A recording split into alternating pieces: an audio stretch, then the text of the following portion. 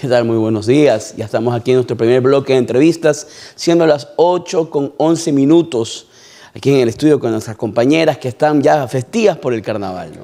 Están con un ánimo elevado, nos han contagiado dicho ánimo. Ya tenemos con nosotros a nuestro primer invitado, el economista Pablo Dávalos, quien viene a conversar sobre la Ley Orgánica para la Atracción de Inversiones. Es un proyecto de ley económico urgente que ha sido enviado el 22 de febrero por el Ejecutivo a la Asamblea Nacional, teniendo esta 30 días para poder debatirla, aprobarla, negarla o si no entrará por el Ministerio de la Ley, lo cual viene siendo ya costumbre en la actual administración. ¿Cómo está? Muy buenos días, economista Dávalos.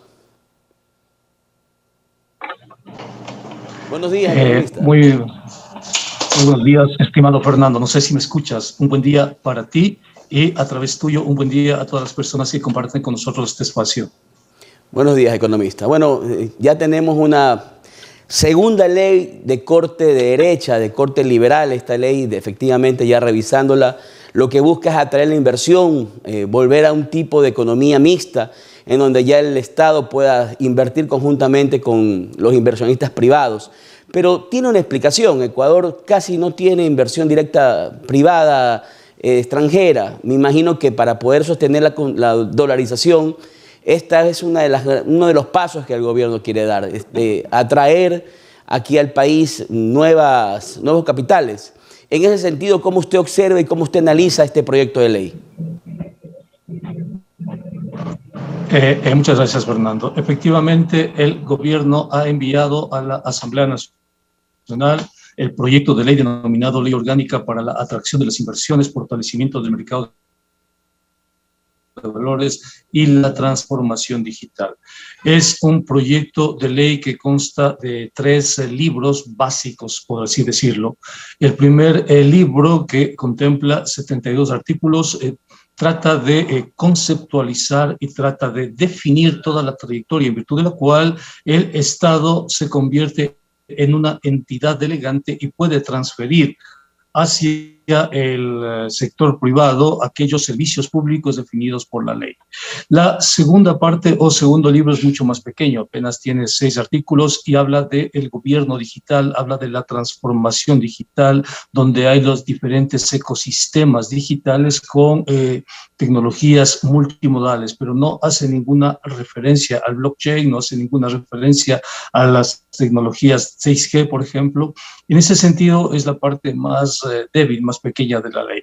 Y el tercer cuerpo de reformas hacen referencia a cambios en varias leyes para armonizar esta transferencia de activos públicos al sector privado y definir una nueva gobernanza, sobre todo para los seguros, porque ahora los seguros pasarían de la superintendencia de compañías a la superintendencia de bancos, así como reformas al Código Orgánico Monetario, reformas al Código Orgánico de Planificación y Finanzas Públicas, reformas al Código Orgánico de la Producción, Comercio e Inversiones para establecer las zonas francas y establecer las zonas especiales de desarrollo económico. Entonces, esa sería una aproximación global con respecto a este proyecto de ley enviado con el carácter económico urgente por el Gobierno Nacional a la Asamblea.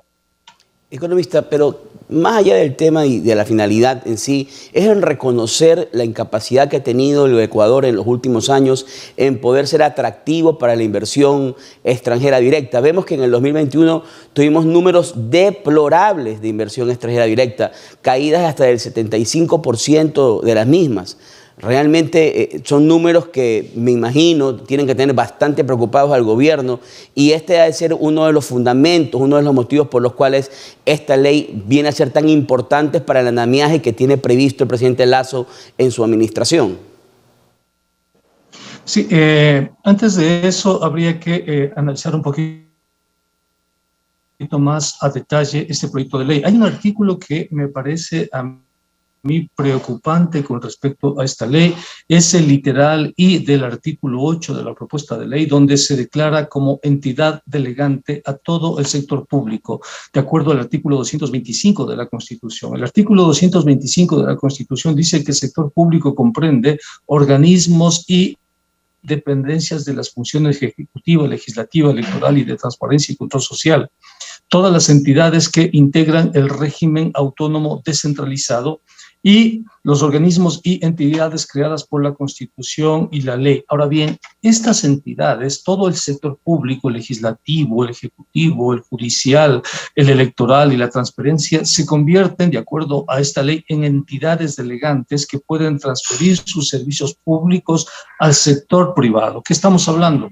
Por fines de esta ley, dice la propuesta enviada por Lasso, por servicio público se entiende la provisión, desarrollo, operación y mantenimiento de infraestructura productiva, social o gubernamental, tales como cárceles, infraestructura educativa en todos los niveles, infraestructura de salud en todos los niveles, incluyendo hospitales, subcentros y demás, otro tipo de instalaciones para brindar servicios de salud, edificios de uso público, proyectos de regeneración urbana, unidades judiciales, autopistas, autovías, vías rápidas, carreteras, caminos vecinales, vías urbanas, ferrovías, ferrocarriles, metros, tranvías, monorrieles, ciclovías, senderos, túneles, puentes, infraestructura asociada a distintos sistemas de transporte público, terminales, puertos, hidrovías, facilidades pesqueras, sistemas logísticos, centros de transferencia, aeropuertos, infraestructuras de telecomunicaciones, servicios de gestión de desechos sólidos, es decir, todo el Estado se convierte en entidad delegante y en virtud de que se convierte en entidad delegante puede suscribir un acuerdo público-privado para un prestador de servicios para que el prestador de servicios opere todo lo que es el servicio público. Es decir, se trata de una privatización absoluta, una privatización total de absolutamente todo el Estado ecuatoriano. En ese sentido, no tenía tan buen retorno, pero pude ya escuchar bien la última parte de su intervención. También entran los sectores estratégicos, es decir, ya leyendo también el proyecto, entran los sectores estratégicos también como una posibilidad de inversión para el sector privado, para la inversión extranjera. Entonces, tendríamos que revisar qué tan constitucional podría ser este proyecto de ley, dado que entramos nuevamente a poder dar a sectores estratégicos de la economía ecuatoriana a la inversión extranjera. Sí, hay un artículo en la Constitución que es el artículo 85 que define las políticas públicas y que prohíbe, el artículo 85, convertir a las políticas públicas en entidades delegantes. En consecuencia, aquí tenemos ya, si tú quieres, una cuestión de inconstitucionalidad con respecto a esta ley. Lo otro es lo que hacías referencia y es a la inversión extranjera directa. El país, al menos en los años de dolarización, nunca ha tenido inversión extranjera directa importante. Lo que se conoce como inversión extranjera en realidad son las reinversiones de empresas transnacionales que operan en el país. El mayor volumen de inversión extranjera directa que el país tuvo fue en el año 2001 y en el año 2002 cuando se construyó el oleoducto de crudos pesados. Más importante que la inversión extranjera directa son las reservas, las remesas de migrantes, ¿no?, que el año pasado tuvieron un volumen de 3.000 millones de dólares, es decir, 3 veces más importantes que la inversión extranjera directa. Sin embargo, de eso no hay políticas con respecto a las remesas de migrantes. Las remesas de migrantes son potentes, son un promedio desde que empezó la dolarización de 2.600 millones de dólares cada año. Y además son remesas que van directamente al consumo nacional. Pero no existen políticas públicas para las remesas de migrantes, pero sí existen políticas públicas para algo que no existe, que es la inversión extranjera directa. Siempre estamos pensando que va a venir la inversión extranjera directa y no llega la inversión extranjera directa. ¿Por qué no llega la inversión extranjera directa? Primero, porque no tenemos mercado interno. Al no existir mercado interno, no hay economía de escala para esa inversión extranjera directa. Segundo, porque no tenemos universidades fuertes que permitan crear capacidades fuertes para la inversión extranjera directa. Tercero, porque la inversión extranjera directa que va al sector extractivo tiene que desenvolverse en un marco jurídico que no le es muy propicio, que es la Constitución, los derechos de la naturaleza, etcétera, ¿no? En consecuencia, hay que decirlo claramente, el país no va a tener con esas condiciones nunca inversión extranjera directa, no lo va a tener. En ese sentido, economista, Lo ya que se leyendo el está proyecto de haciendo en ley este momento y es analizando subastando también el Estado. el Sí. cambio en cuanto a la visión jurídica que quiere dar el gobierno con este proyecto de ley, comenzamos a ver que también existe cierta variación, porque Ecuador se somete voluntariamente ya a arbitrajes internacionales cuando los contratos sobrepasen los 15 millones de dólares. También estamos viendo que quieren darle prioridad al tema de la mediación y los arbitrajes. Es decir, darles esta tranquilidad, porque entendemos que el inversor extranjero desconfía de la Administración de Justicia ecuatoriana. Los ecuatorianos desconfiamos en la Administración de Justicia ecuatoriana. Entonces, la finalidad del proyecto es al menos darle esa tranquilidad al inversor de que si va a poner un capital mayor a los 15 millones en Ecuador, podrá demandarnos o podrá buscar arbitrajes internacionales. Usted también ha revisado esa parte del proyecto. ¿Sí ve cómo el gobierno quiere sacar de las cortes del país cualquier tipo de conflicto para darle esta tranquilidad, este relajamiento al inversor internacional?